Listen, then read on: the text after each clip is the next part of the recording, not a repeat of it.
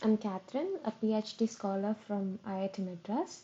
I work in the Department of Civil Engineering, Transportation Engineering Division. I'm a PMRF scholar, so I will be taking the session, and this session will be posted on YouTube, which the link to which will be provided by the NPTEL team. And also, we will be having the session every Monday between 6 p.m. and 8 p.m. So let us begin the session.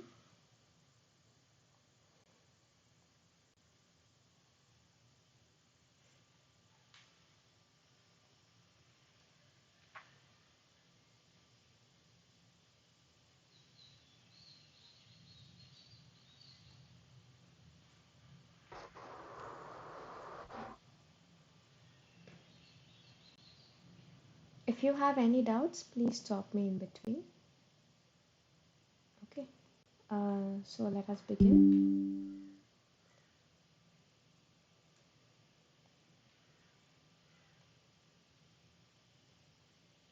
Okay, so we've completed live discussions on week 1 and week 2 of NPTEL, Geometric Design of Highways course. Now we will be proceeding with week 3.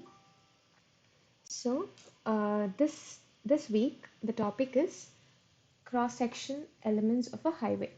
Okay, so this will be accommodated both in weeks 3 and 4 because this is a wide topic, and this will cover only the theory part. So week 3 will be covering only the theory part.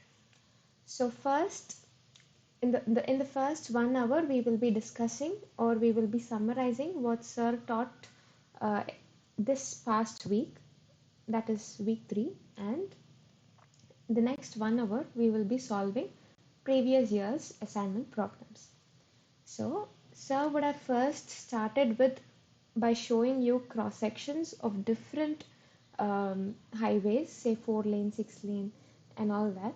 So I'm not going to go through all that, but we will be focusing on separate elements of a highway. So to begin with, the basic element of a highway is the carriageway. Why is it basic? Highway is for vehicular movement, right? So carriageway is the portion of the highway where vehicles travel. So this is the basic element of any highway or any roadway. Okay. So it can have 1 lane, 2 lane, or as many number of lanes as per the traffic volume that will be traversing through that highway. So, as I said, it is a part of the roadway and it can have 1 or more lanes. Now, let us get into the types of carriageway. I hope you have heard about single carriageway and dual carriageway. So, what is a single carriageway? So, single carriageway is one in which it is also called as undivided carriageway, which means it will not have any partition in between, a physical partition in between. So if you see here, this is a single carriageway. We call this as a single carriageway with 2 lanes.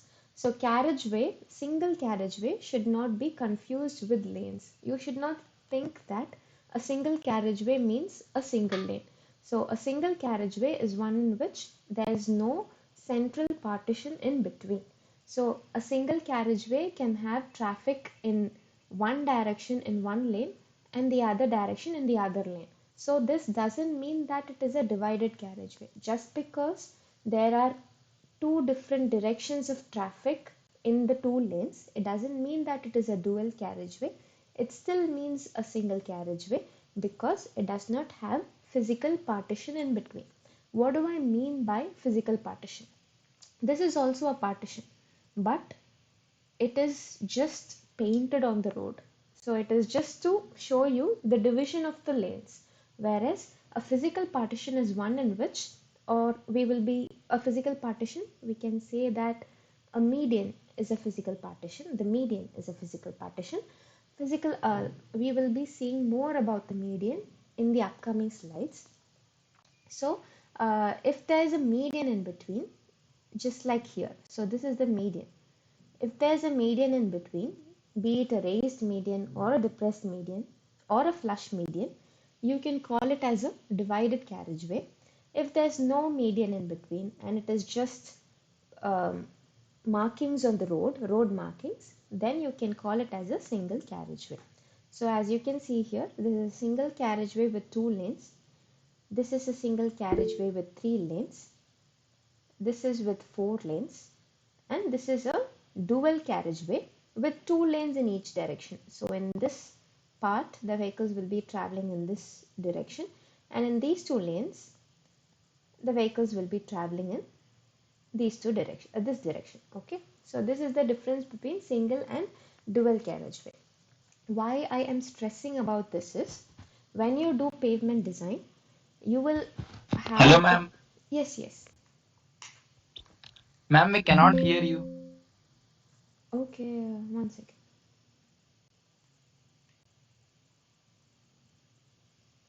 Okay. Oh, thank you so much. I did not unmute myself. Could have told me earlier. Thank you so much anyway. So we will begin from first. Okay. Yeah. So um, as I said, okay, I will just introduce myself. I'm Catherine Sanchna, a PhD scholar from the Department of uh, Civil Engineering, Transportation Engineering IIT, Division IIT Madras. I'm a PMRF scholar. I will be handling the session.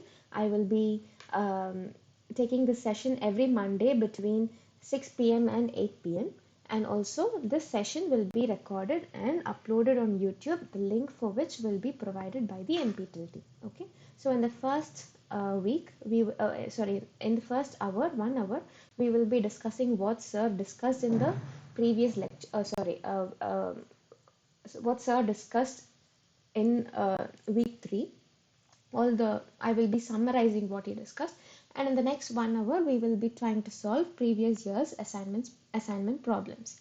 So this week we will be talking about cross section elements. Okay, so this cross section elements will be covered both in weeks 3 and week 4, and we will be uh, maybe in this week we will be dealing more theory than problems. Okay, so this week will cover only the theoretical aspect of the cross section elements. Now, to begin with, what is the basic cross section element? I would say, or anyone can say, that carriageway is the basic cross section element. Why is the carriageway a basic cross section element of a highway? Why does one design a highway? A highway is designed for vehicular traffic to move from one place to another. Okay, so carriageway is the portion of the highway in which the vehicles travel. That is why I say that the carriageway is the most crucial element or the most important element of the highway.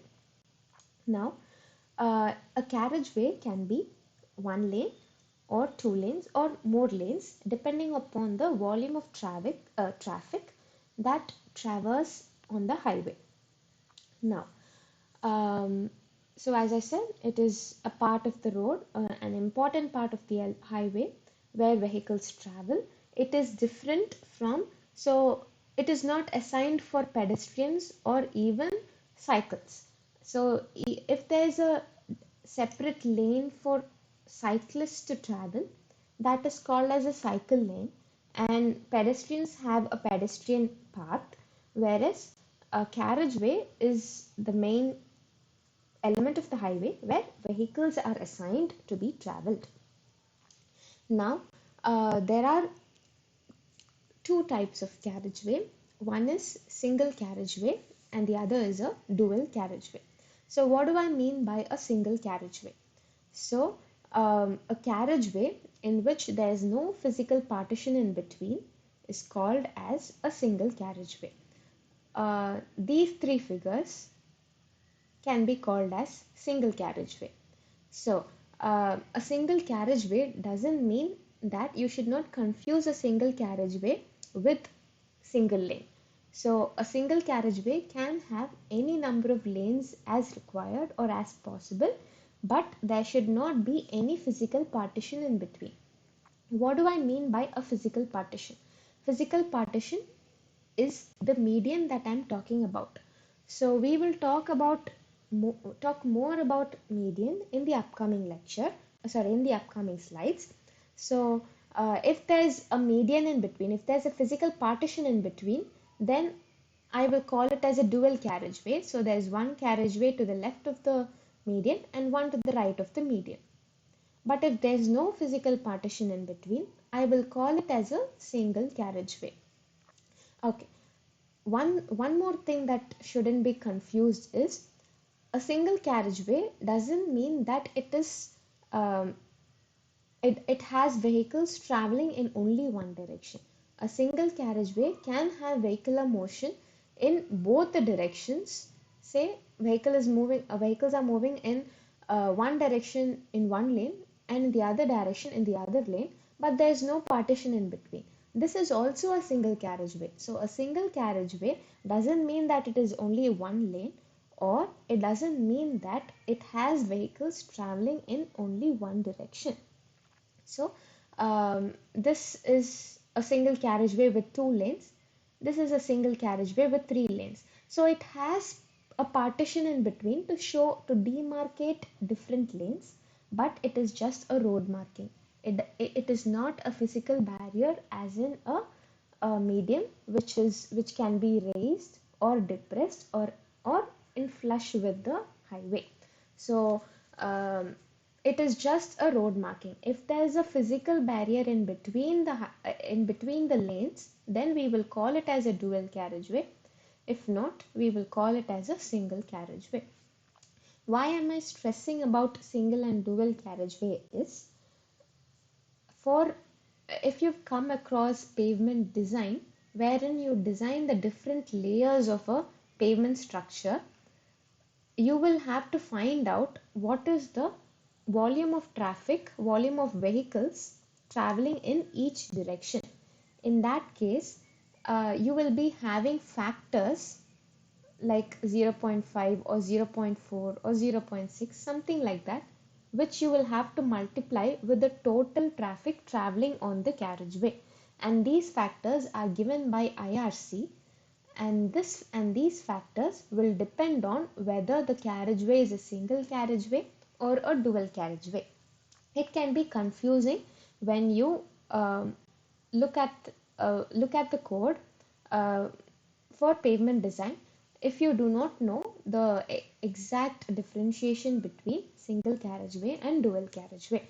So you should understand that the pavement structural part, the geometrical part, the traffic engineering part, everything is interlinked. So if you go to pavement design where you design the structural layers of a pavement, it doesn't mean that you need not know anything about the geometric aspects of the highway or the terms that come in geometric design of highways or traffic engineering.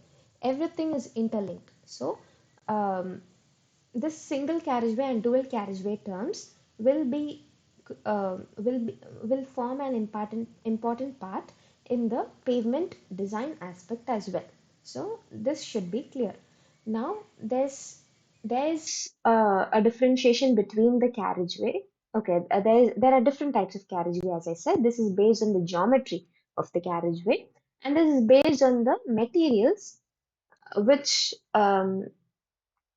which are used to construct the carriageway. So one we call it as a black top carriageway, and the other one is white top. So what do I mean by black top? We would have heard about flexible pavement and rigid pavement, or it is not exactly correct to call it as a flexible pavement. I will call it as a bituminous pavement and concrete pavement. Okay, so since bitumen is black in color, it is generally if the pavement is a bituminous pavement, it is generally referred to as a black top pavement, and the concrete is not white, right? As we all know, we would have seen concrete pavements mostly on the bridges. M- A major portion of the highways in India is is only bituminous pavement because of various reasons. Whereas when you see a bridge, a bridge, or maybe in some areas, in limited portions, we will be having concrete pavements. Though it is not exactly white in color, it is grayish in color, but it is still referred to as a white top pavement. Okay, so this is the different types of carriageway depending on the material that is used to construct the top portion of the carriageway. Okay, the carriageway, and the other one. So the other aspect that you should know regarding this carriageway is the width of the carriageway. So I was saying that it has one lane or more lanes depending upon the volume of traffic that is supposed to traverse on the carriageway. So what does this width of the carriageway depend on? So it will depend on many factors such as type of road. So this will depend on type of road, the volume of traffic traveling, the number of lanes. So both are the same. So width of the carriageway and the number of lanes is anyway the same, but still we will call it this way. And vehicle types. Okay. So what do I mean by type of the highway? So if it is an urban roadway, say arterial roads or sub-arterial roads, collector roads, they have a different width. And say rural highways, say expressways, national ways, state highways, they all have a different width. Different width in the sense there, since because it is in the rural area, it is in the open area, you can give a wider width of the carriageway. The width of each lane is fixed, but the width of the carriageway depends on the type of highways, depending upon the area available, depending upon the volume of vehicles. Mostly it is dependent on the volume of vehicles. So what you will do, you will first find out what is the expected volume of traffic that is expected to traverse on your pavement in the next 20 years, or the design life of your pavement.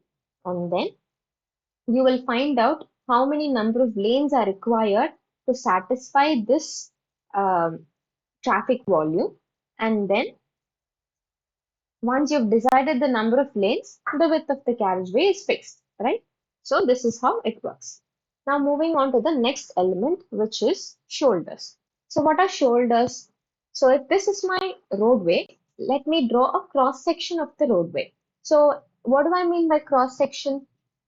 If I cut the roadway perpendicularly, okay, so if this is the roadway, if I cut it perpendicularly and I look at it sideways, that is what is called as cross section, right? So this is basic. Now, um, so if I draw a cross section of the roadway, let us say I'm drawing it without median, okay? I'll tell you why I'm drawing the car. So this is the carriageway that I was explaining just now. I will let you know later in the upcoming slides why I've drawn the carriageway in this manner. Okay, and so this is the carriageway. The portion adjoining the carriageway is the shoulders. So this is the line which I have drawn. This is not there in the roadway, but this is the line which I have drawn just to show you that this is the carriageway and these are the shoulders. So if you see in this figure, this is my carriageway and this is my shoulder. And if you see here, this is my carriageway and this is my shoulder. So how did I identify this? This marks the edge of the carriageway, this white line. So the traffic markings, you should know what a road marking, sorry, not traffic marking, a roadway marking means. So this solid white line at the edge of the road marks the edge of the highway. So after that, this is the shoulder. Why don't I call this as a carriageway? Is because of this solid white line. And also there are two types of shoulders. One is paved shoulder and one is earthen shoulder. So this is an earthen shoulder. It does not have any pavement on top. So this is an earthen shoulder and this is a paved shoulder.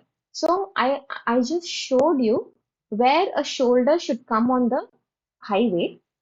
That is, it comes adjacent to the carriageway, and also uh, I showed you the different types. That is, one is paved and one is earthen. Now, why is a carriageway? What are the functions of the shoulder? So it gives lateral support to the carriageway. Since it is situated right next to the carriageway, it gives a lateral support to the carriageway. Also, it has many functions, such as, say, if your vehicle breaks down, you cannot stop it, like you cannot leave it in the middle of the roadway. It will affect the traffic that is traveling behind you, that is supposed to travel on the highway. So, but you cannot take it farther away also because your vehicle is broken down. So you can simply manage to park it in the shoulders. So this is one function of the shoulder wherein you can park your broken down your vehicles, which when if it undergoes a breakdown. And so let us say there is some portion of the um, roadway beyond the shoulders also. So it just gives you a buffer zone. Buffer zone as in, so here if you see, this is um, so this is a slope, right? So um, in order to increase the safety of the vehicles traveling on the carriageway, this serves as a buffer zone. So instead of ending the carriageway right next to the slope, you have a kind of a safety zone which comes in the form of shoulders. Also, if you see on some highways, so in urban roads, okay, if your road is going through a built-up area, you would have seen provisions for cyclist movement, right? So if this is your carriageway, you can have lanes exclusively for uh, cyclists. Whereas if you see in highways, no one is going to give you a separate lane or even a small portion for the cyclists to travel. So in that cases, you would have seen some people using the shoulders to traverse. So most of the two-wheelers in on a highway will be traveling on the shoulders because of the high-speed vehicles, high-speed four-wheelers or trucks that will be traveling on the carriageway. Okay. So even in the case of so and even when the roadway has to undergo a routine maintenance, the maintenance crews can make use of the shoulder so that they don't interrupt the traffic on the carriageway. So these are many functions of the shoulders. Okay. So moving on. So it will depend on so the width of the shoulders will depend on the type of terrain and the number of lanes. I have so Sir would have showed you in detail as to what is the width of shoulder depending on the type of terrain and the number of lanes. But I haven't shown any of that. If at all such a question comes in the problems that we are going to solve, then I will show you a screenshot of Sir's slides as to where this answer exists in Sir's slides. But I'm not going to go through in detail about the um, numbers such as the width of the shoulders or width of carriageway or any other number that comes in the lectures. Okay, we will just be seeing the theory part.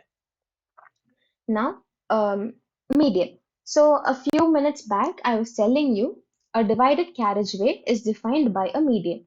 So if my carriageway has a median, then I will call it as a divided carriageway.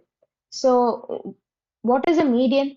So it is, you would have traveled on highways and you would have seen this portion which is dividing the traffic traveling in opposite directions. And this portion is called the median. It can be either a raised median. So if this is my carriageway, it can be raised with respect to the carriageway, which I will call it as raised median. If it is depressed with respect to the carriageway, I will call it as a depressed median. Or if it is in line with the carriageway, okay, I will call it as a flush median. Okay. So it can be a wide median or it can be a narrow median. So it all depends um, on the area available to you. Okay, mostly in highways, you will be having wide medians like this. Why do we have wide medians like this? For future expansion. Say, in the future, if your vehicular volume is going to increase, you can either increase the number of lanes in the outward direction, which you would have already procured when you procure the land for laying the highways.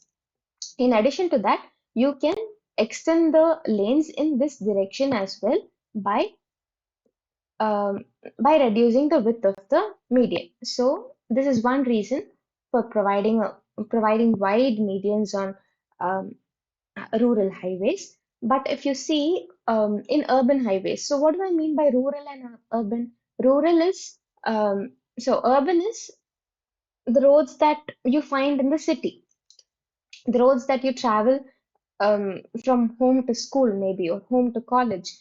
Those can be called as urban roads. But if you see in urban roads, you won't be seeing this wide median because of the lack of space, because of the constraint in space available to you. In such cases, you will be having a barrier like this, right? You would have seen a barrier like this, something like this. So this is also called as a raised median.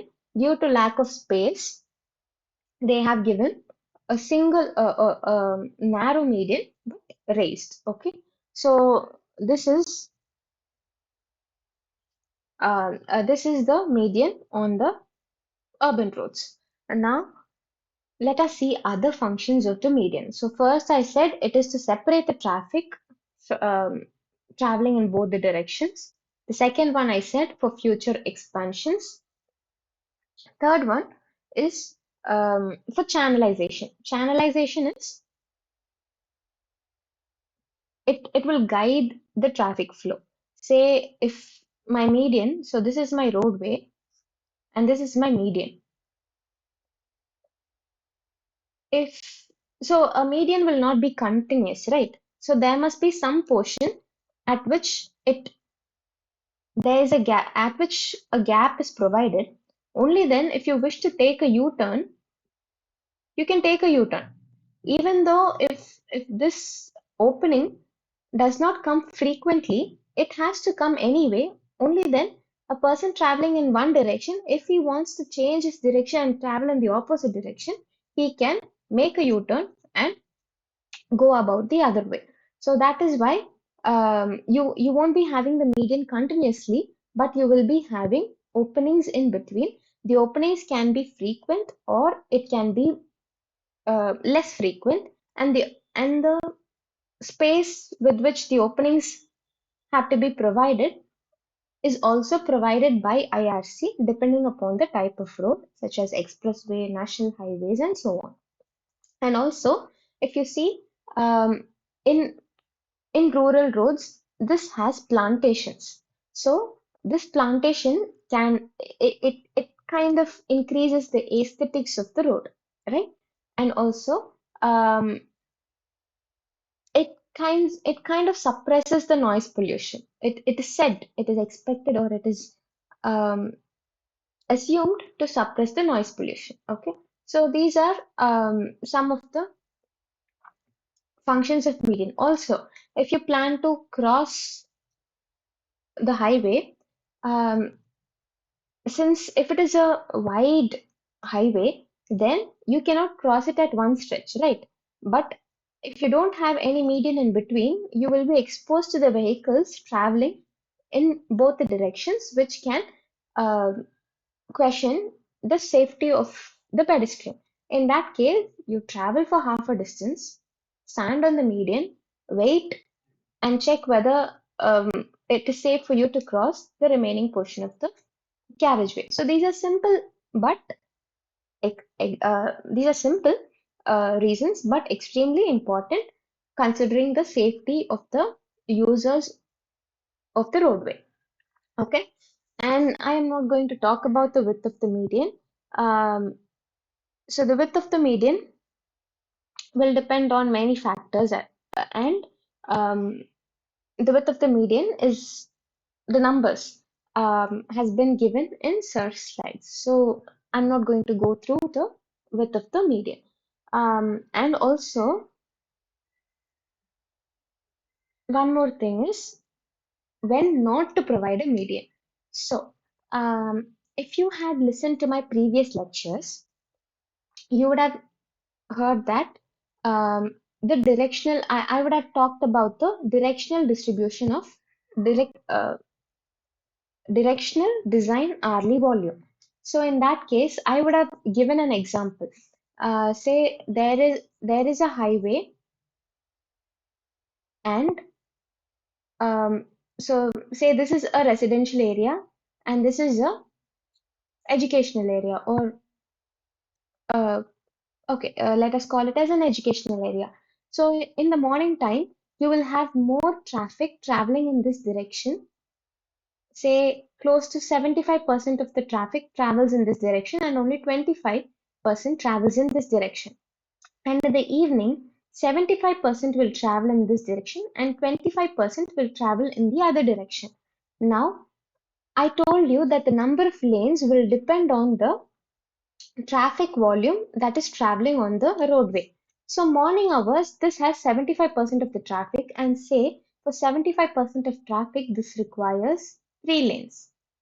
And for 25% of traffic, this requires only 2 lanes. Sorry, 1 lane. Let us say 1 lane. Okay. Now, let us call it 2 lanes. So it requires 2 lanes. Now, um, if I construct three lanes in each direction, well and good, because morning this 3 lanes will take care of the 75% of the traffic traveling in one direction, and in the evening the 3 lanes in the other side. I will just Yeah. So and in the evening the 3 lanes in the other side will take care of the 75% of the traffic traveling in the other direction in the evening, right? So this is in morning, and this is the percentage of traffic traveling in the evening. But this is a waste of money, right? This does so totally only 5 lanes are required for this. But just because the traffic volume is changing on a daily basis, or maybe in an hourly basis, it doesn't mean that I have to provide 6 lanes and waste my money upon it. So what I can do is I can just shift the center portion of the roadway left and right depending on my need. Okay, so in the morning I can shift the center portion of the roadway in such a manner that I have 3 lanes here and 2 lanes here, and in the evening I can shift the center portion of the roadway such that there are 2 lanes here and 3 lanes here. Okay, so 3 and 2. Now, how will I do this if I have a median? So in that case, you should not provide a median. Maybe a movable barrier which can designate the center portion or the dividing portion of the carriageway, but you cannot provide a physical median in that case. Okay, and if if the roadway is just two lanes, if the roadway has only two lanes, then providing a median is not necessary. Okay, so these are some cases where you do not provide median. Okay, does anyone have any doubts?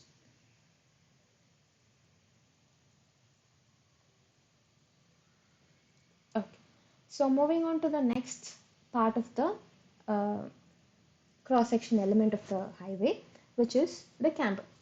So what is the camber or camber? So whenever I drew the carriageway, I was drawing it like this. Why not a road be like this?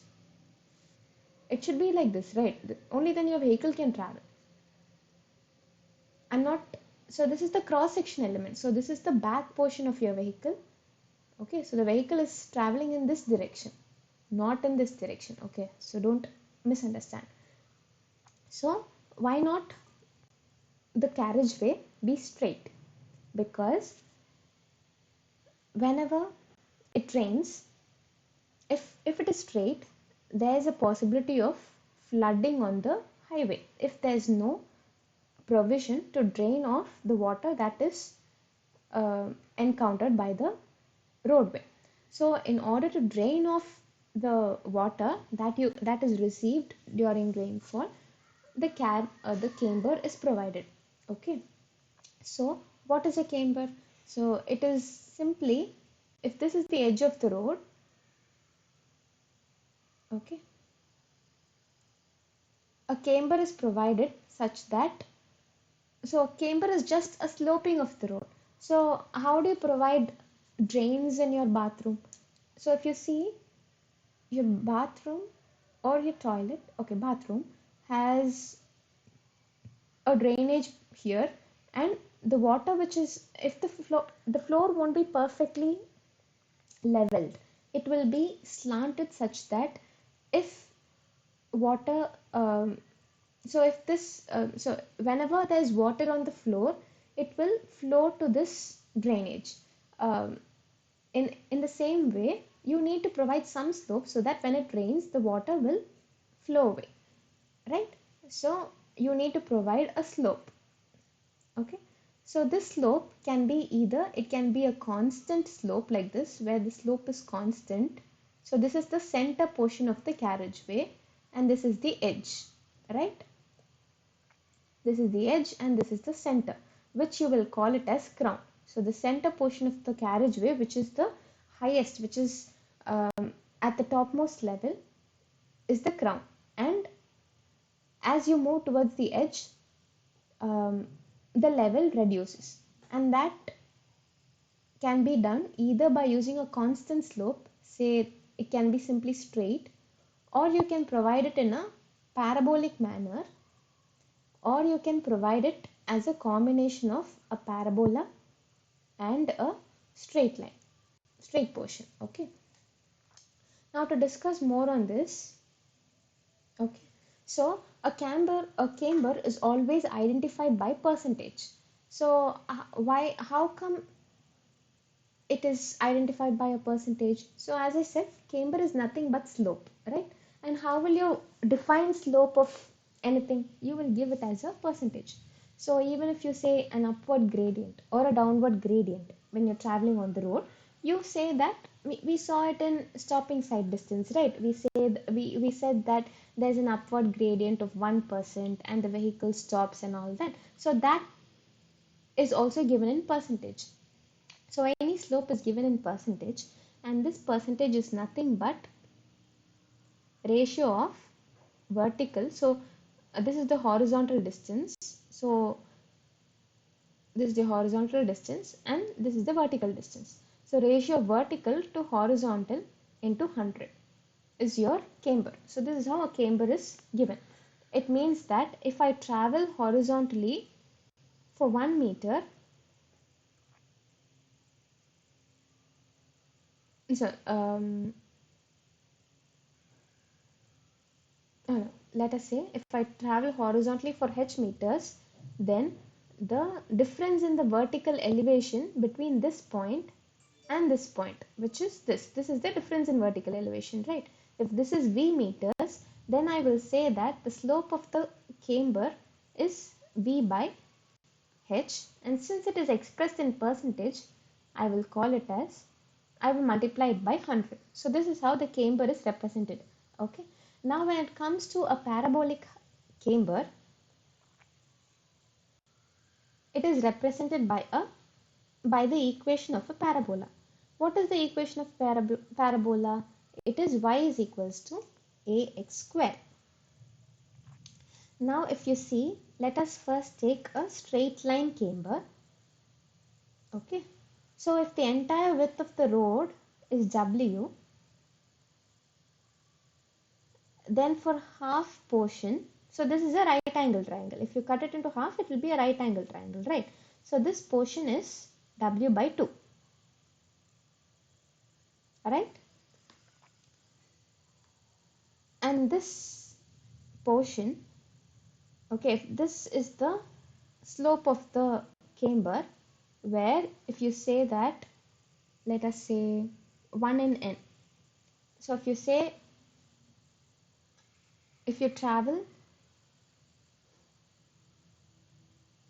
n meters horizontally, then there is a reduction in slope by 1 meter. Okay, this is called as 1 in n.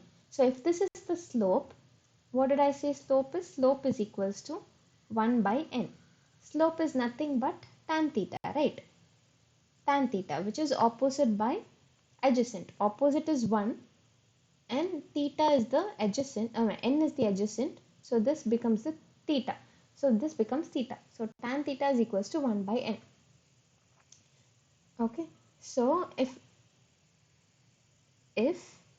for n horizontal distance the vertical distance is 1 meter, what is the vertical displacement? Okay, what is the vertical displacement when the horizontal distance is W by 2? Okay, so for 1 divided by n is equals to x divided by W by 2. So x will be, one second,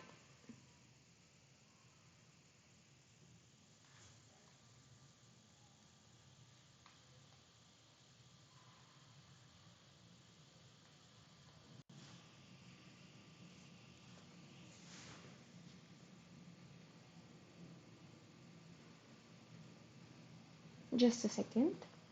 So I'll,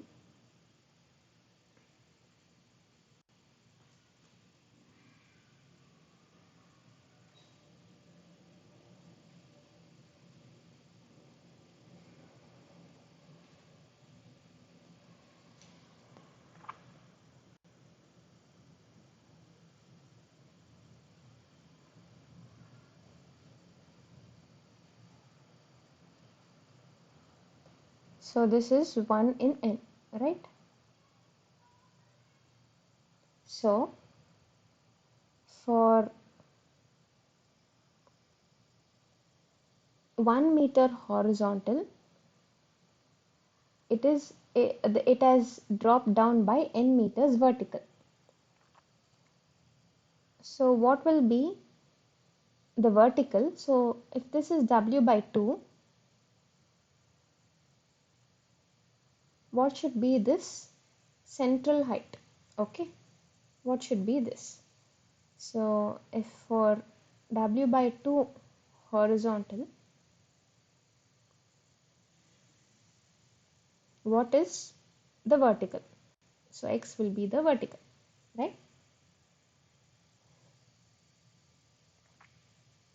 So 1 by n is equals to W by 2 by V, right? So V will be equal to W by 2n.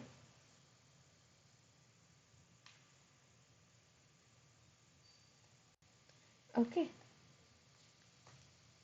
So this is how you will get the central portion.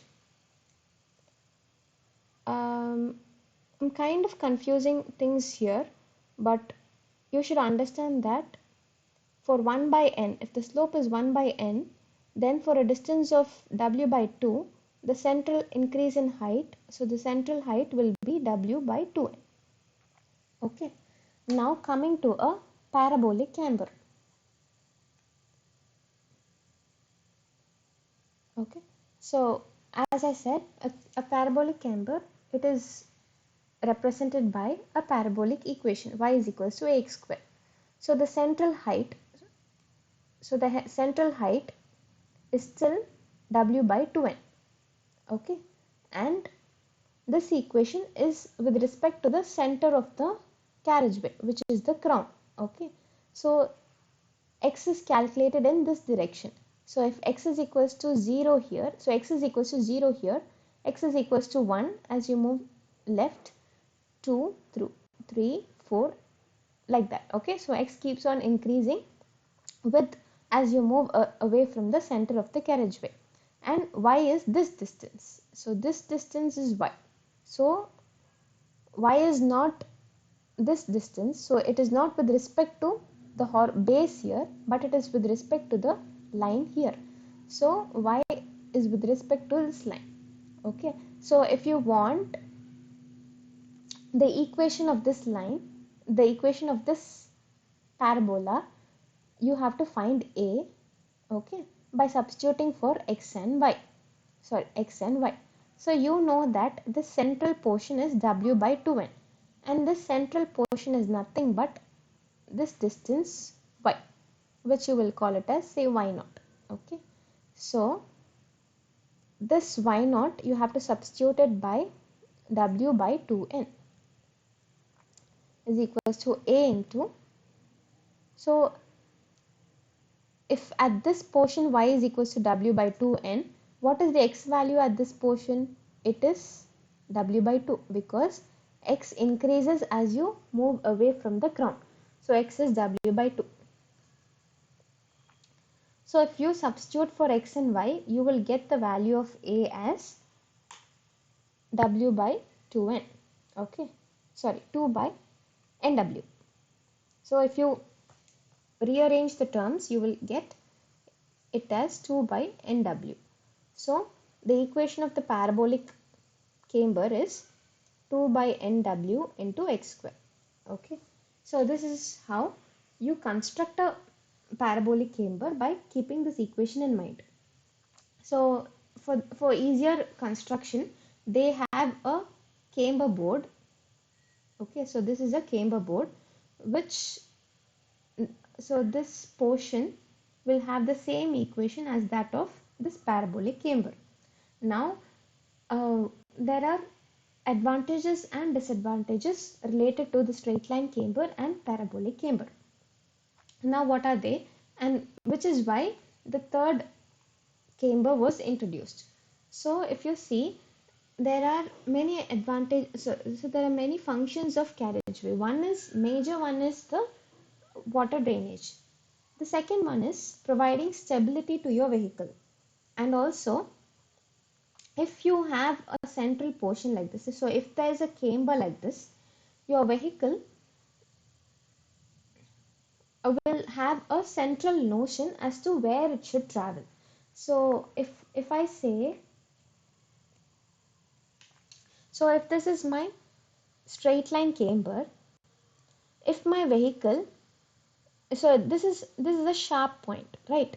So my vehicle cannot so my vehicle tire cannot travel in this portion because it will increase the wear and tear of the tire.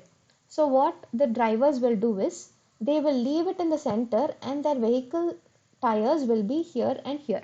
So what this will cause is, this will cause a marking on the roadway because all the vehicles will be traveling on the same path.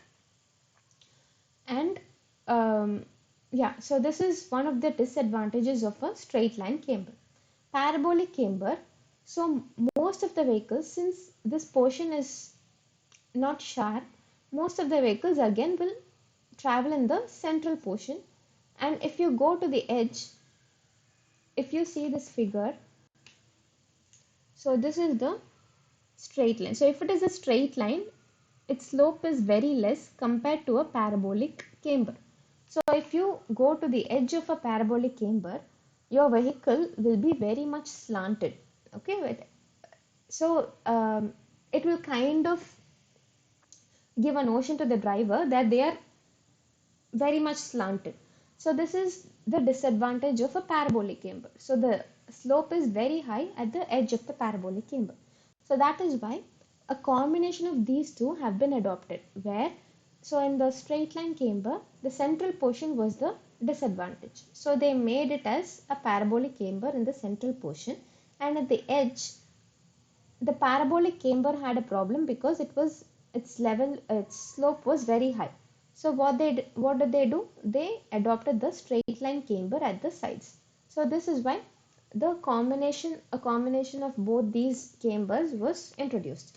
So how will the slope depend? The slope will depend on the amount of rainfall. So we saw that its main purpose is to drain off the water that is falling on the roadway.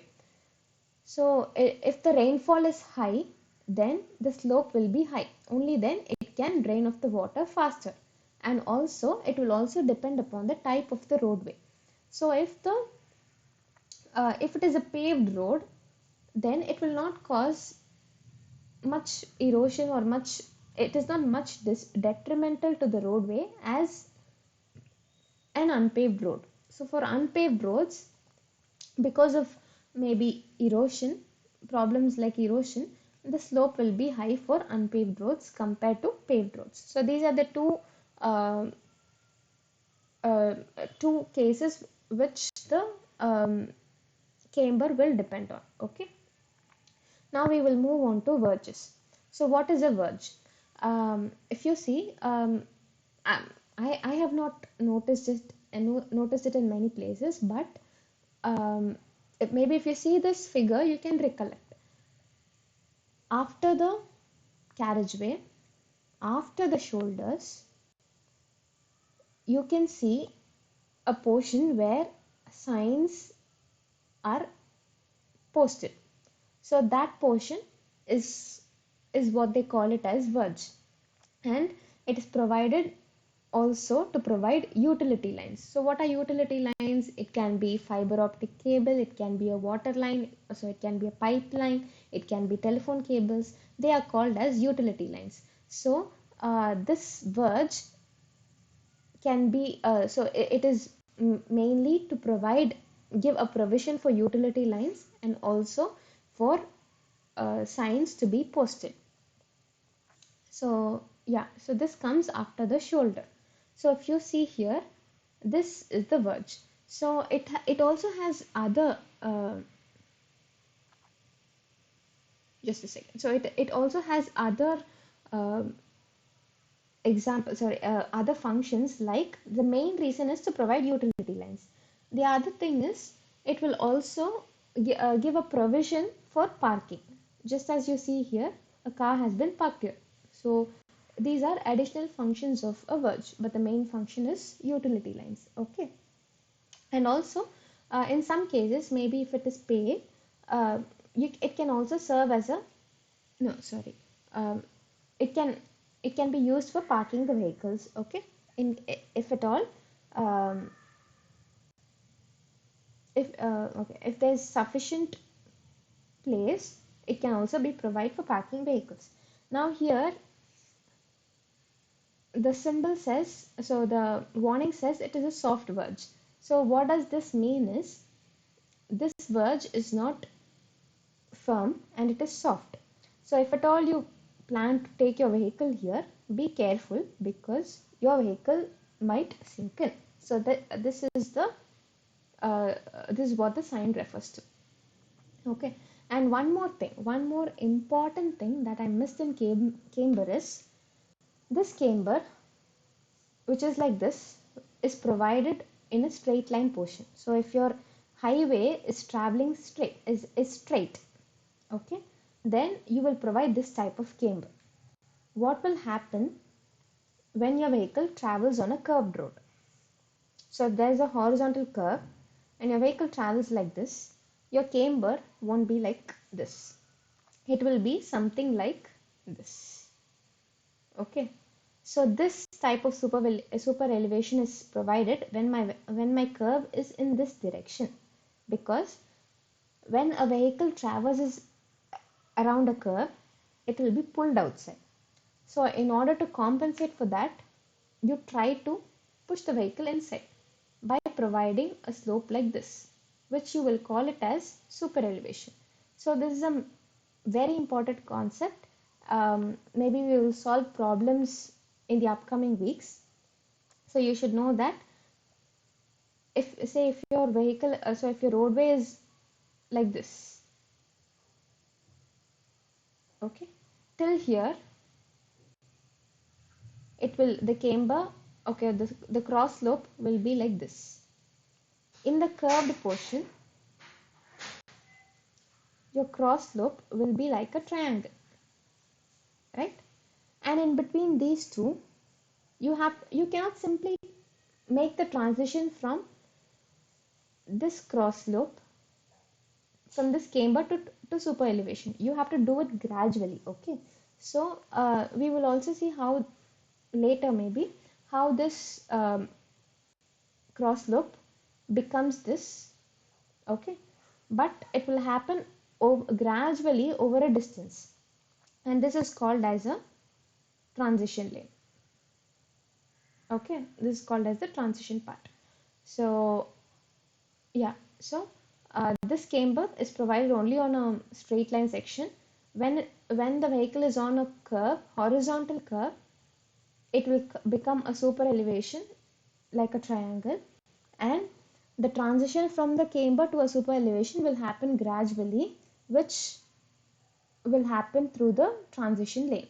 Okay, now if you see, there are many this transition lane will do many things. One is, it over this transition lane, the camber will change from this shape to a triangle shape, and also on a horizontal curve, if you see, the road width will become wider because of many reasons.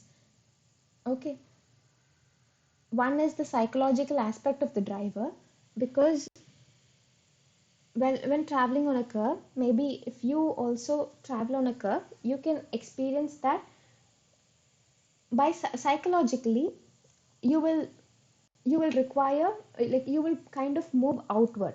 Okay, because of which you will need a wider portion of the road. So on a horizontal curve, two things happen. One is, when you're traveling from when the roadway alignment changes from a straight line to a horizontal curve, the cross section element changes from camber to super elevation, and also the width of the roadway will increase in the horizontal curve. So these transitions, so the width has to increase from, say, 7 meters to 8 meters, let us say, for example. This cannot happen all of a sudden. So the transition won't be like this. It won't be like this. It will happen gradually. And this gradual transition is brought about by the transition lane. Okay. So we saw verge. Now we will move to parking lanes. So what are parking lanes? Parking lanes, as the name says, it is used for parking vehicles. Now there are two types of parking. One is parallel parking and one is angled parking. So this is called as parallel parking, one behind the other. And angular parking, it will require more space compared to parallel parking. Why? Because if you do a parallel parking, it is enough if you provide the distance equal to the width of the vehicle and little more than the width of the vehicle. So usually it will be, minimum width should be 3 meters for parallel parking. Why it should be 3 meters? What is your width of your vehicle? The width of the vehicle is 2.5 meters, and you provide some extra space in between, so 0.25 meters on either side um, of the vehicle. So minimum width should be 3 meters. Whereas if you provide an angular parking, okay, it will depend on the length of the vehicle, and you can provide this angled parking only when you have enough space to give angle parking. Okay. And why is this parking lane provided? Parking lane, have you ever seen parking lane on rural highways? No, you will never see lane on rural highways. Maybe there will be additional service lanes where you can just park your vehicles, maybe to take rest or to repair your vehicles, but you will not have designated parking lanes. So parking lanes are provided under is desirable under busy conditions. So only when, maybe say if it is a commercial street and the vehicular traffic is so much that so they have to park their vehicle somewhere and then only go for shopping. So in such cases, on a busy street, parking is essential, and that is where parking lane comes in. Okay. So, one more advantage of this parking lane, function of this parking lane is, um, in other conditions where the roadway is less busy, this parking lane can also be used for traffic movement. Okay. And also, in most cases, it will be designated by a sign showing that parking is provided in this area. Okay. So this is what parking lane is all about.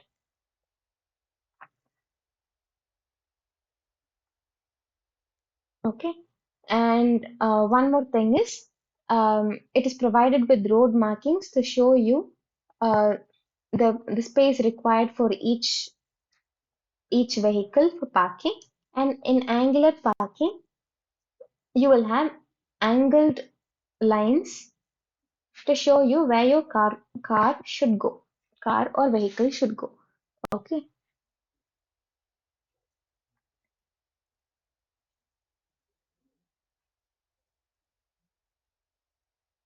Now moving on to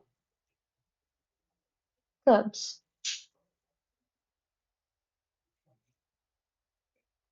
Has anyone texted?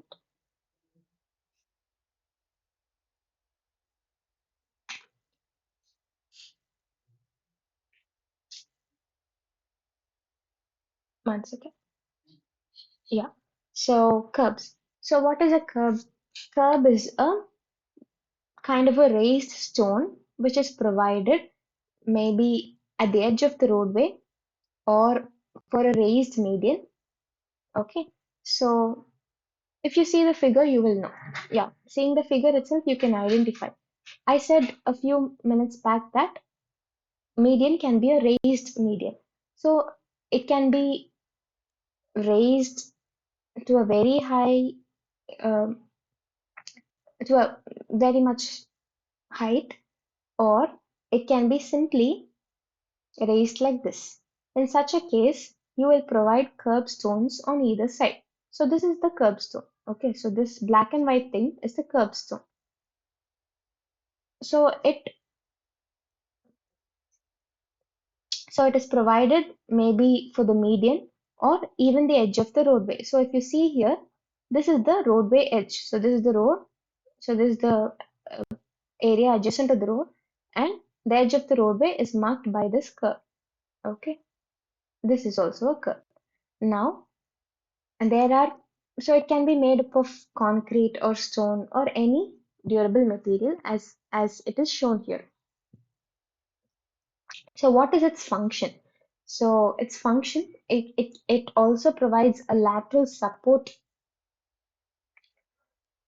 to the material filled for the median, right? So if it is raised median, there is some portion of soil filled inside where vegetation is grown. How will the land, how will the soil be supported? So this curbstone will provide a lateral support to this soil in between. Okay. So it is also used for demarcation, right? It will show you the edge of the road, or it will show you where the median is. And there are many types. So let's say from this figure, you can see that this is a barrier type.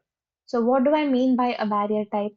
It means that if this is my carriageway and this is my curbstone, my vehicle cannot be taken beyond this curb. It is not by choice. So, like this curbstone will be so high, say close to 200 mm, that your vehicle cannot move from the carriageway to the adjacent area unless the vehicle is so fast and it is uncontrollable. Why is this provided? If there's a pedestrian pathway here and if the pedestrian volume is very high, then you have to provide safety to the pedestrians traversing on the pedestrian path.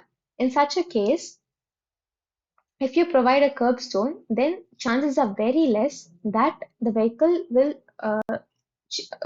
move from the carriageway to the pedestrian path. Okay, you would have seen some vehicles. Um, if there's a traffic jam, they will simply take their vehicles to the pedestrian path and keep moving. In order to avoid all that, they provide this barrier type of barrier type of curb. Okay.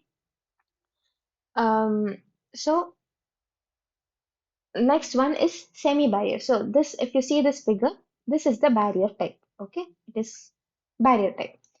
Now, second one is semi-barrier type. What is a semi-barrier? It has a slope in between. So if in case of emergencies, your vehicle can mount this curb and move to the adjacent lane. Okay. This is provided when the pedestrian traffic is light and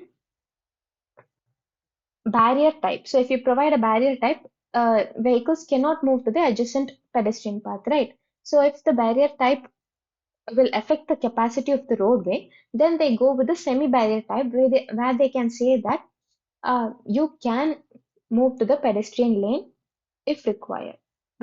So it is usually provided when the pedestrian traffic is light, okay?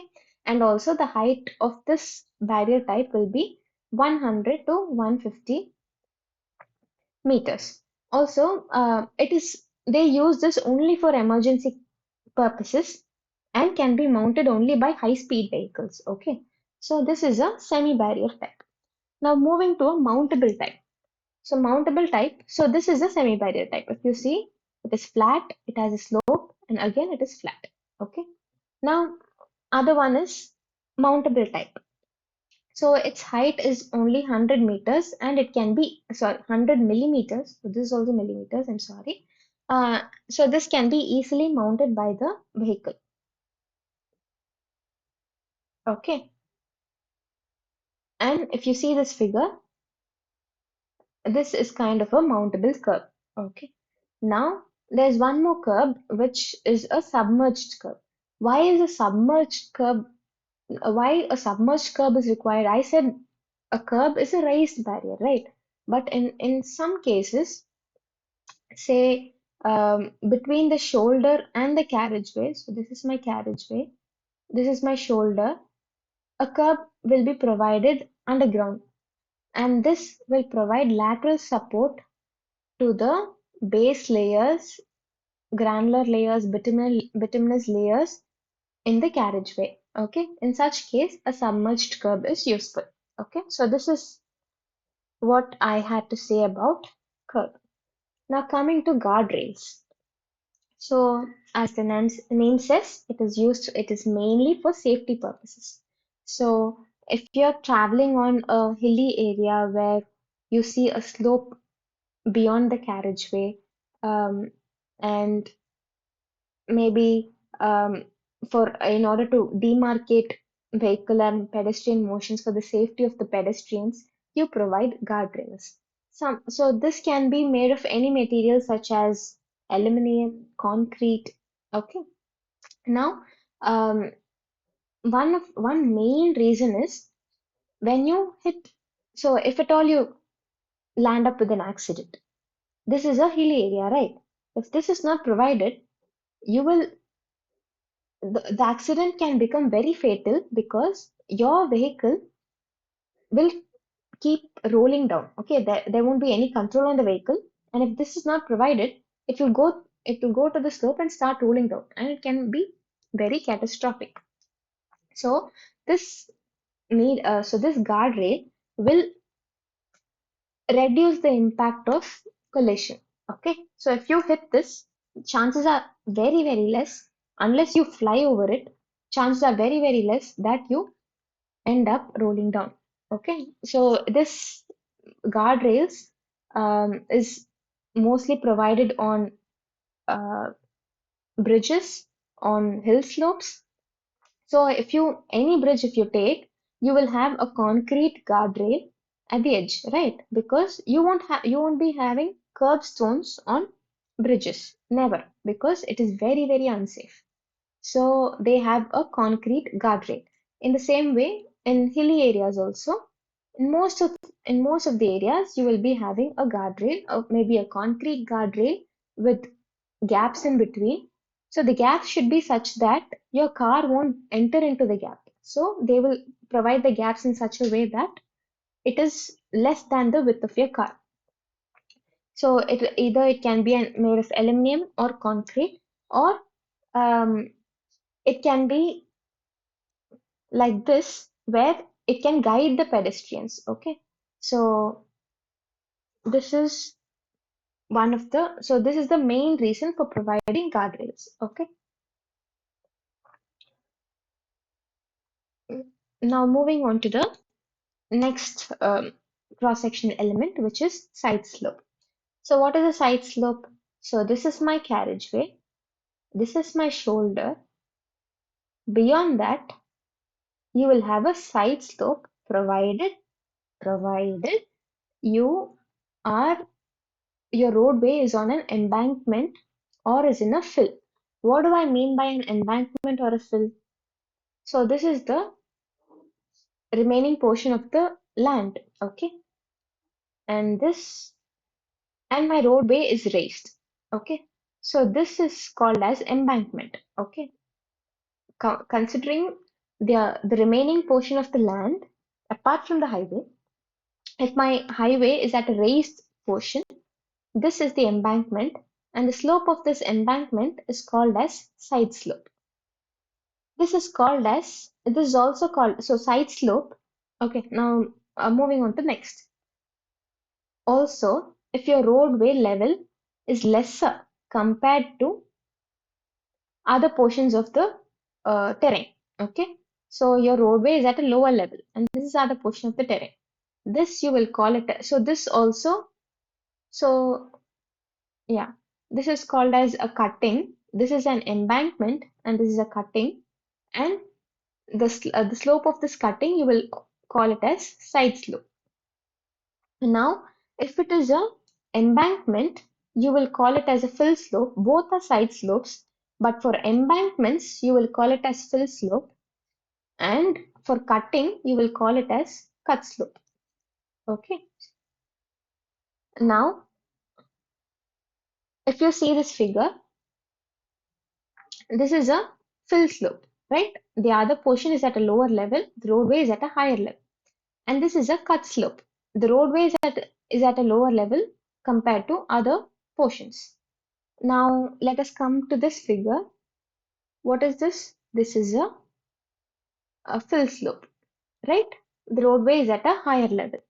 Now, if you're traveling on hills, you can see cut slope on one side and fill slope on the other side, because you will cut the mountain, right? And that is where your road will is aligned. So on one portion, the hill will be at a higher elevation compared to your roadway, and on the other portion, your hill will be at a lower elevation compared to your roadway.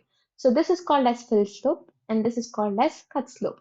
So this is a real life scenario where you have the road here, you have the cut slope here, and you have the fill slope here.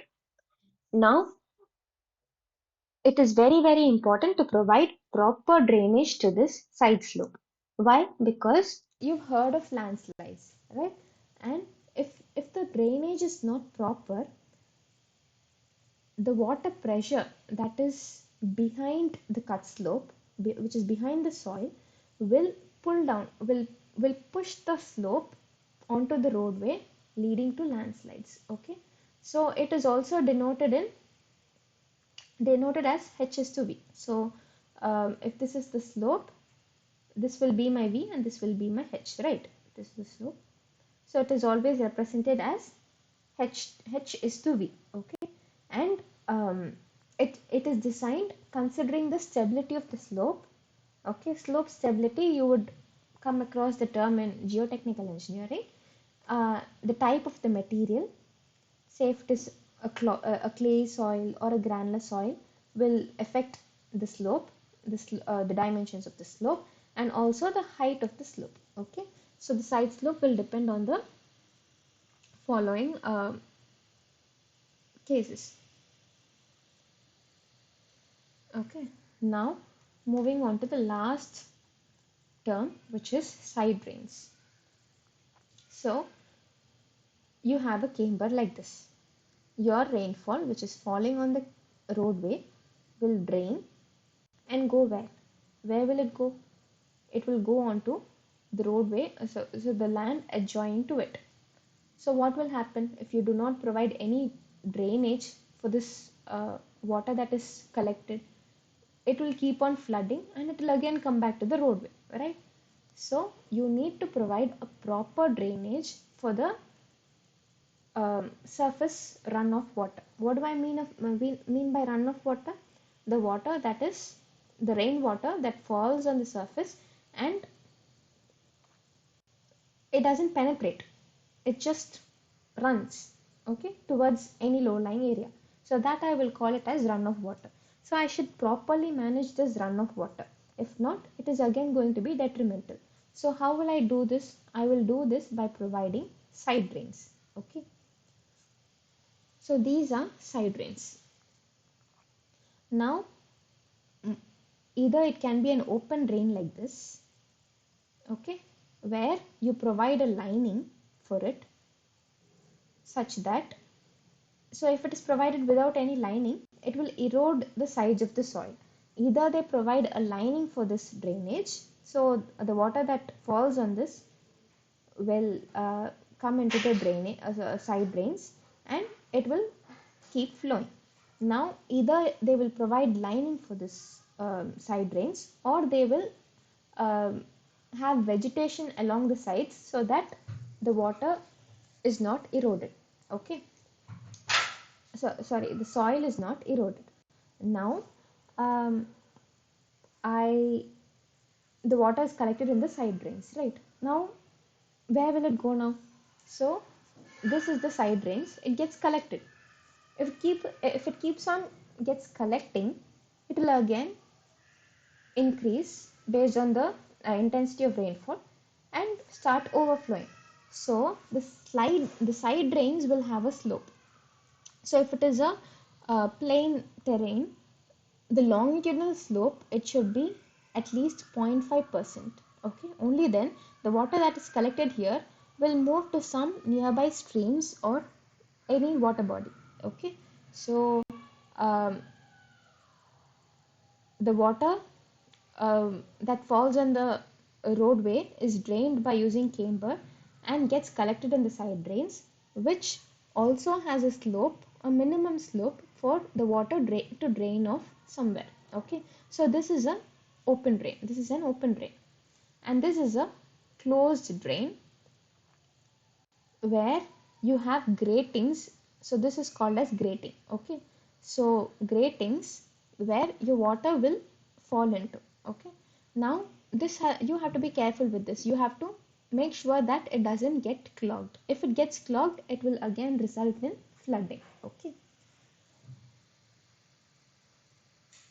okay, mostly this open drain will be triangular in shape, sorry, trapezoidal in shape, or triangle in shape, or U-shaped. Okay.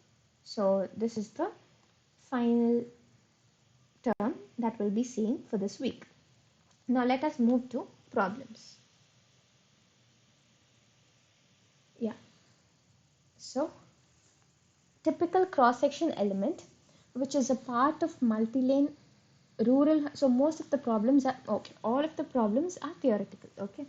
So typical cross-section element, which is a part of multi-lane rural highway passing through open country is what? So let us go through it one by one. So we saw many cross-sectional elements. And what is a part of highway? Is median a part of highway? Obviously yes, it is in between the carriageways. Is service lane a part of highway?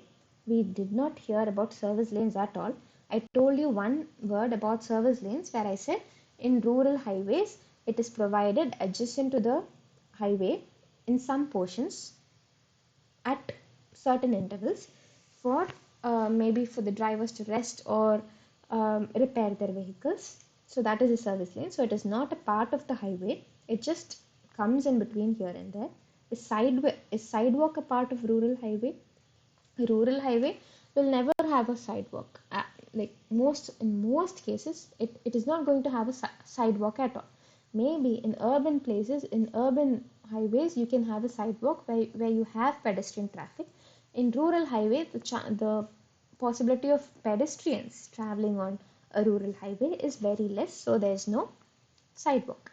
And verges, it is not uh, a verge is is not mandatory. Okay, so compared to all these four, median is the essential part of the highway. Okay, so that is the answer. So next one is the desirable width of flush median for expressway in plain rolling terrain is what? So if you see Sir's lectures, you can find out the answer to this. It is 4.5 to 8.8 meters. Okay. I've not given it anywhere, so um, I did not explain this in this session. So um, if you go through Sir's lectures, you can find out the answer to this. Now, moving on to the next question. Factor which does not control width of cross section of a road is what? So um, I did not go through this as well. So first I said Sir explained about Sir showed you figures of cross sections for various highways and various number of lanes, and after that he would have discussed about factors affecting the cross section of a road. Now, I did not explain that. So I will just show you um, slides of his and then we will decide which answer is correct. Now, keep these four options in mind. Okay, we will see which is there. So, functional requirements. So, first you had four options. One is nature of traffic, natural habitat, social requirements and utility services. Okay, these are the four options. So let us check if nature of traffic. Okay, this is nature of traffic. So let us check if these options are there. Okay, so nature of traffic, which is nothing but traffic volume. Okay, nature of traffic is again here. So nature of traffic is one of the answers for factors controlling the cross section. Second one is social requirements. Yes, it is again here. And so you have specific requirements, social requirements, service requirements, and in service requirements you have utilities. Okay, so you have three options which is there. The only option which is not there is natural habitat. Okay, so which is not a factor controlling the width of cross section of a road, it is natural habitat. Okay, now considering the minimum values for a cross sectional element, the width of roadway on a 4-lane divided highway passing through built up area in plain and rolling terrain would be what? So let us understand the question. They've asked for considering the minimum values. Okay, and they've asked for the width of the roadway. So what does the roadway comprise of? The roadway will comprise of carriageway, median, and shoulders. Okay, so median, carriageway, shoulders. Okay, this entire width you will call it as roadway. So they are asking what will be the width of the roadway considering minimum values for a 4-lane divided highway. So why did I draw median in between? Because it is said that it is a divided highway. If not, I will ignore the median. Okay. Now let us go through Sir's slides regarding various widths. So they've asked for built up area. So within a built up area in plain and rolling terrain. So keep these two in mind. Now shoulder width. Okay. So for plain and rolling terrain, what is the number of lanes? It can be for 2-lane or multi-lane. Ours is a 4-lane. Okay. Plain and rolling terrain, built up area. What should be the minimum width?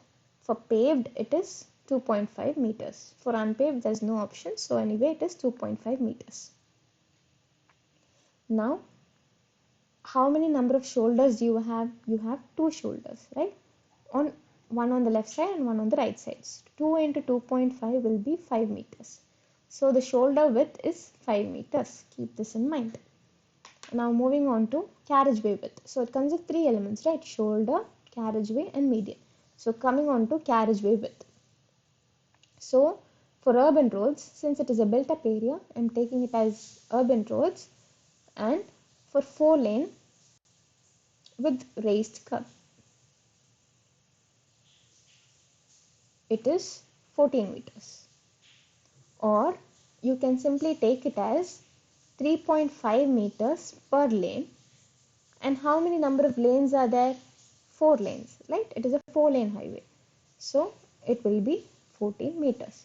So carriageway width is 14 meters. Now coming to median width. Median width for 4-lane divided highway, built up area. Let us assume that it is a raised median. In a plain and rolling terrain, it is 2.5 meters. So median width is 2.5 meters. Now add everything up. Shoulder width plus carriageway width plus median width. So it is 5 meters plus 14 meters plus 2.5 meters. So it is 19, 21.5 meters, right? So the answer will be 21.5.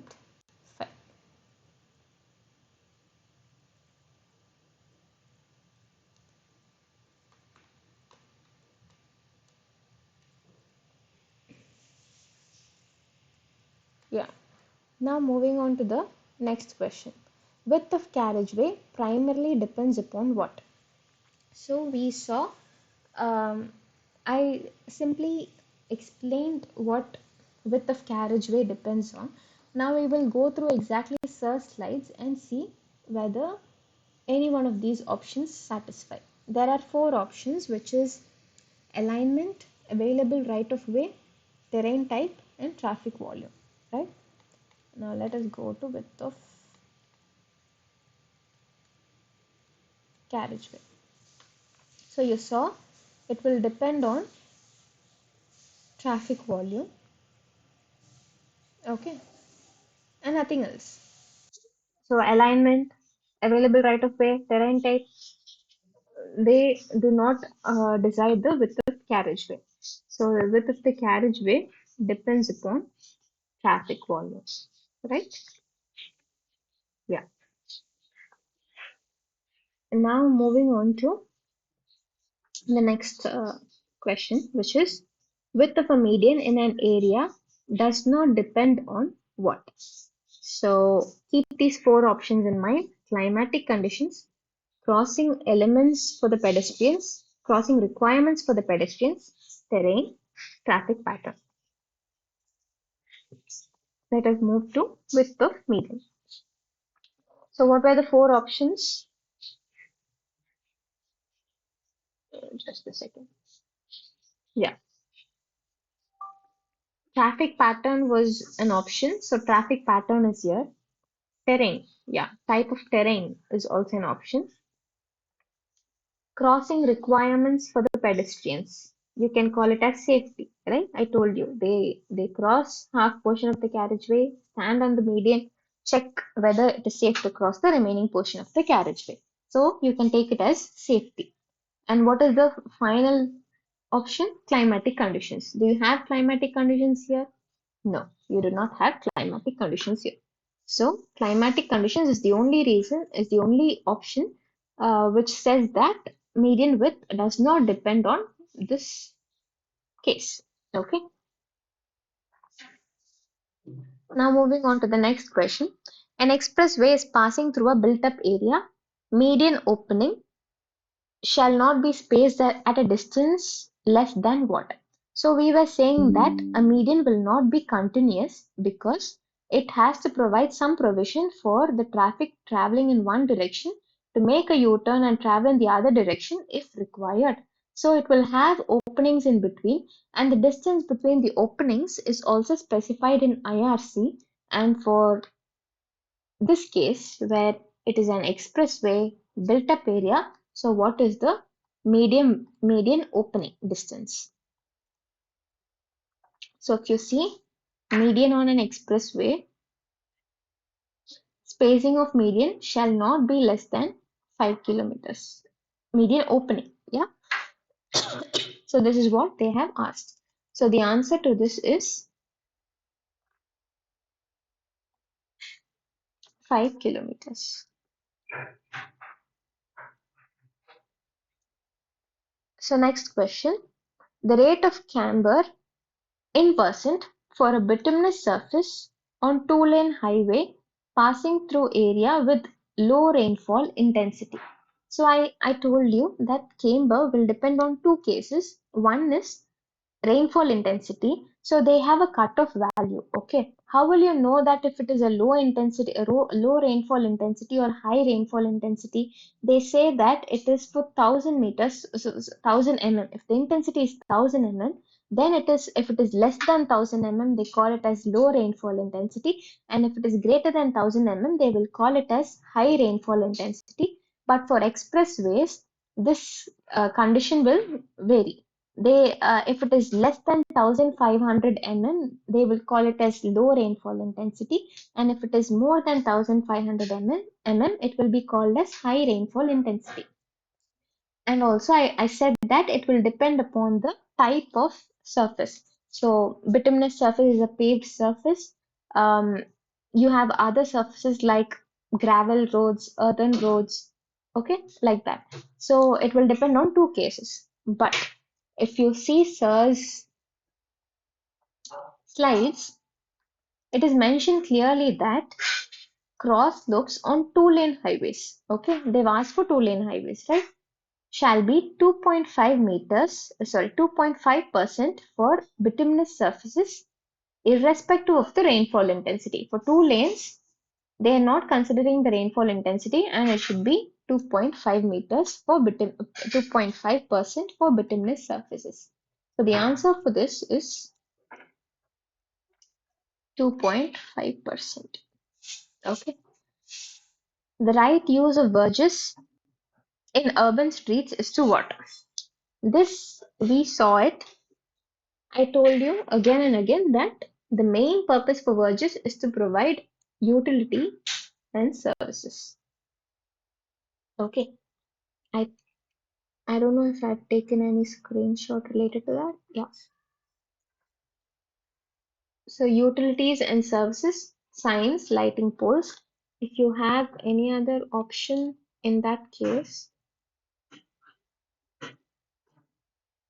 yeah, you do not have signs or lighting posts here. Act as a pedestrian sidewalk? No. Vehicle space for vehicle parking? No, because it is not the main reason. For maybe unavoidable circumstances, you can do that. The main reason is for utility and services.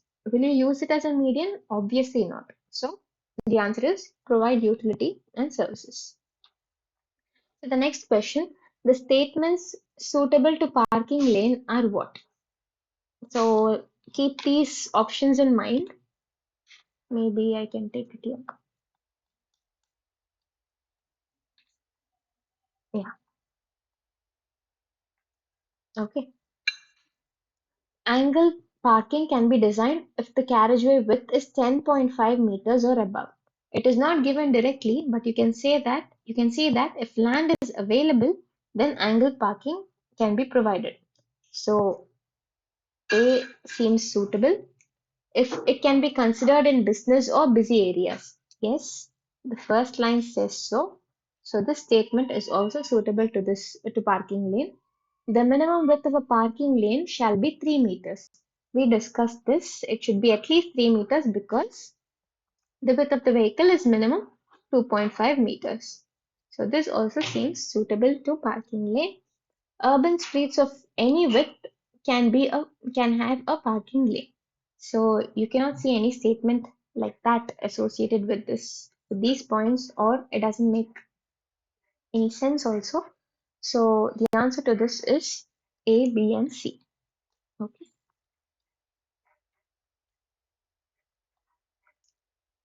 Yeah. So A, B, and C. Now you have to do matching. Okay. So column one lists the cross-section elements of a road, and column two lists their functional aspects. Now we have to match. Okay. So curb. What does a curb do? A curb will work as a demarcation device, right? It will demarcate the edge of the roadway by this raised stone, and it will also demarcate the median from the carriageway. So it will work as a demarcation device. Median, what will a median do? It will segregate fast and slow traffic. I did not mention this point, but it is true that a median separates fast and slow traffic. Okay. What does a shoulder do? We saw that a shoulder provides lateral support to the carriageway. I told you that a submerged curb will provide lateral support to the layers of the carriageway, but the main purpose of the shoulder, which we saw, was it will provide lateral support to the carriageway. So, shoulder seems to be more appropriate for this, right? So, curb is B. And median, it separates fast and slow traffic. Parking lane can be used as traffic lane under peak hours. This also we saw. So the option is, so for curb it is B, for median it is D, for shoulder it is C, and for parking lane it is A. And this is BDCA, which is option C. Okay. Moving on to the next question. Statements related to side drains are provided. Okay. Now you have to say which is correct. To collect surface runoff water from carriageway and shoulder. What does this side drain do? It will take the water from the carriageway that is drained off by the camber and the shoulders. I forgot to mention this. If the carriageway has a slope of X%, the shoulders should have at least 0.5% more than the camber provided on the carriageway. Okay, faster removal of water. Okay, so the water that is collected from carriageway and shoulder will be collected in the side drain. Is it true? It is true. Now, it is usually located beyond side slope or on a hillside in case of mountainous terrain. Is it true? We will see. Okay. So side drains from the surface of the carriageway and shoulders, and also it is located after the side slopes or hillside in a mountainous terrain. So if this is a mountainous terrain, if this is the carriageway, it will have a side slope, which is the cut slope, and after this, you will be having the side drains. Okay, this is what they are saying. So both these statements are right. So both statements are correct. Now, next question. The guardrails can be used to guide pedestrians, improve safety at hazardous locations. So we will see. Okay.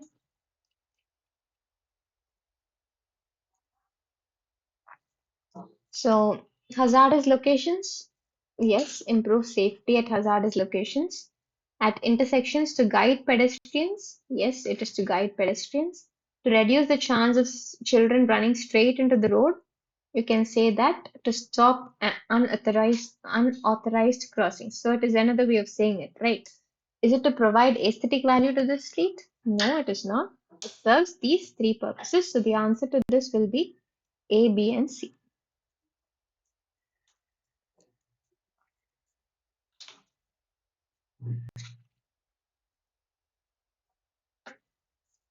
So moving on to the next question. Column 1 lists curbstone types. We saw three types. Okay, submerged curbstone. I introduced submerged curbstone in this lecture, but it was not mentioned by Sir, so it is not that important. So there are mainly three types of curbstones. One is barrier type, semi-barrier type, and mountable type. So it is on the left hand side, and on the right hand side, it lists their applications. So we saw barrier type is for high pedestrian volume, right? In no case should the vehicle travel move to the pedestrian lane. So that is why you have a barrier-like curb to prevent that motion. So it is for high pedestrian volume. Semi-barrier type, it is provided in periphery of pedestrian prone streets or areas. Okay. So this also comes with respect to pedestrian. Okay. Where the pedestrian volume is less, but still there's a pedestrian volume. And mountable type, it is provided on medians and islands. Why mountable type on medians and islands? If there's an emergency, the vehicle can easily mount onto the median because the median is very wide in many cases, and it can move from the carriageway to the median. Okay, and that is why you provide a mountable type there. So the answer to this is A is 1, B is 2, and C is 3. Okay.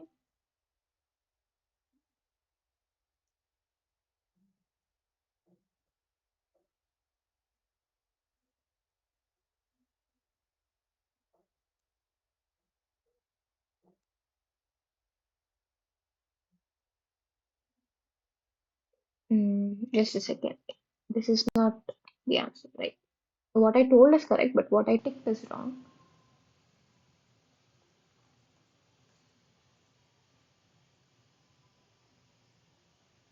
Okay. So it is B. So A is 1, B is 2, and C is 3. Now, 15, final question. Read statement A and B related to camber. So, statement A, camber normally slopes outwards from the center line. Yes. Okay. Camber, it has an outward slope from the center line. Okay. And function of camber is to create the surface friction. What is the function of camber we saw that it is to drain off the water. So that is the main reason. Okay. So I can also show you here. Yeah. To drain water to the sides as fast as possible. So here also which slopes outwards from the center line. So the first option is correct. To drain the water to the sides as fast as possible, to keep the surface dry so that friction is not compromised. It does not improve the friction of the road. Okay, it will just keep the surface dry so that whatever friction is there on the road is maintained. Okay, so it does not provide any additional friction to the road. If a camber is not provided, what will happen? The road will result in flooding. There will be flooding on the road, and it will cause hydroplaning. We saw a term called hydroplaning, right? That this if this is the roadway and this is my tire, there will be a layer of water between the tire and the roadway, which will reduce the friction of the pavement. So that will happen. So it will prevent that from happening, but it will not provide any additional friction. Okay, so this difference has to be noted. So the second option is not correct. So is to create the surface friction? No. So statement A is correct and statement B is incorrect. Okay, so these are the problems. Does anyone have any questions?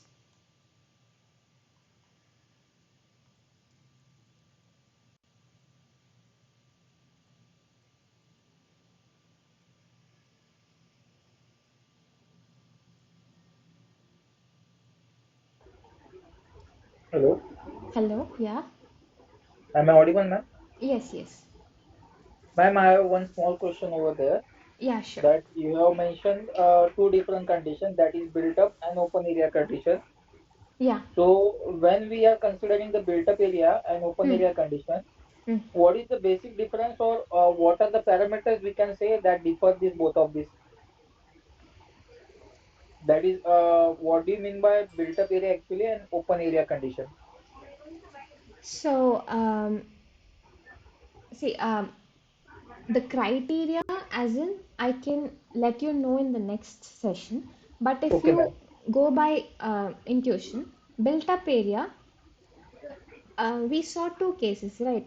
Maybe in even in earlier lectures we saw earlier sessions we saw two cases, one which has more accessibility and less mobility. What do I mean by more accessibility? The roads which are next to you, which are very close to you, they have more accessibility, you can easily access them, and Yes. but the speed on the roads is less because the traffic volume is high, and you have congestions because there are buildings close to it, right?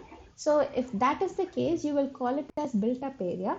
If you have buildings adjacent to it, and if it is an urban area, you will call it as a built up area. Whereas if it is a rural area, uh, like rural area or an open area to say, it has less accessibility.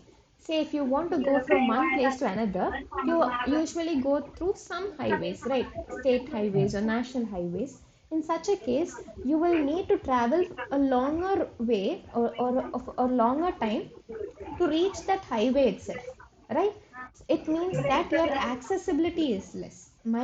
For me, it takes time to access that highway, whereas once I reach that highway, since it is designed for high speed, my mobility will be more. Okay, so this is one criteria for demarcating open area and built up area. If there's any strict criteria as to how this has been demarcated, I will find this out and I will definitely let you know in the next session. Okay. Okay. And you asked some question regarding assignment 1, right? Did you Yes, see the ma'am. I solution? Yeah. Yes, ma'am. I have seen that solution and I got that answer. Yeah, yeah. Okay. Okay. Ma'am, one Uh, more question. yeah. As you explaining the types of camber, that is parabolic and another one is straight Straight. camber. Yeah.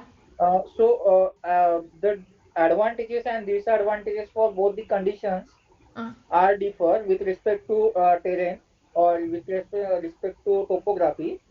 hmm. But if you are considering the prime location of the we can say tire movement of vehicle, as you discussed, Hmm. in two lane or you can say two-way movement traffic in opposite direction. Hmm. So mostly the rural areas they are providing the straight camber, not parabolic. So Okay. whether we should go for combination or it is okay that we should only provide this particular straight camber. No, it is not necessary or not a rule that you must avoid straight camber. All Yes. three are options. If you see, I told you about the camber board, right? Yes, ma'am. Where it is only parabolic. So you can provide, you have possibly, or you have the liberty to provide all the three chambers. I just wanted to let you know the advantages and disadvantages of each of them. Okay, doesn't mean that Yes. straight line should not be used. Okay. Okay, Yeah. ma'am. Okay.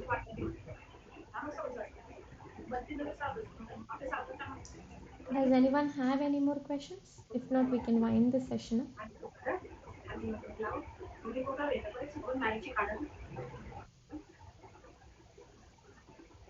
Okay, then we will meet in the next session. Thank you so much. Okay. Yeah, Thank you. yeah.